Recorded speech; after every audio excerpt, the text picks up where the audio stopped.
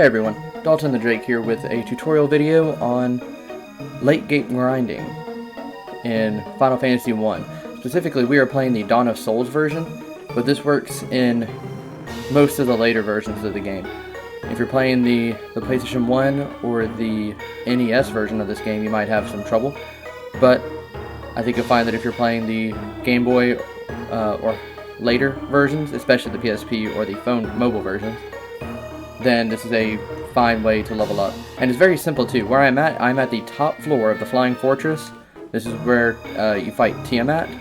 So this is really, if you're playing the later versions and you want to do the Souls of Chaos dungeons, or if you don't want to do those and you're just wanting a couple more levels before you go fight the final boss, then this is, in my opinion, the best place to do that. And there really is no trick to it. It's just, I like to, just so I don't accidentally walk out, I like to go to an edge and sit there. And I have, maxed out equipment and stuff, so of course my team's going to be able to annihilate most things that come into, most things that'll attack you here. And that's okay. I think you'll find that any team that's above, like, 35, 40, will have a okay time here as long as you have decent equipment and magic. Okay. Now, there is one warning for this setup here. This one room, this is the one room in the game where you can fight them, that I know of. There's something called the Death Machine or the War Mech, depending on the version that you were playing at.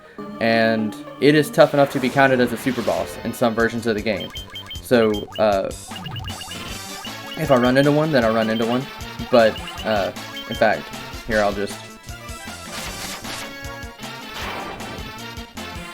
eradicate these enemies, and then I'll just show you the stat page and what to do if you encounter them at a lower level where it's kind of scary.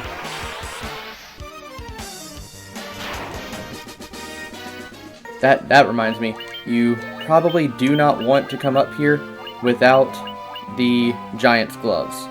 Okay, because the Giant's Gloves helps you cast Saber on the people that actually need it. So it is one of the most useful items in the game. So don't come up here without it because you will need it. But let's go to the bestiary. We're heading all the way down. Yeah, I could have just done that, I guess. And let's see. He's over here somewhere.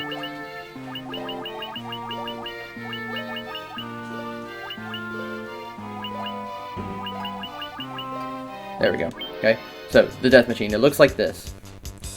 And you see I've defeated 11 of them on the screen.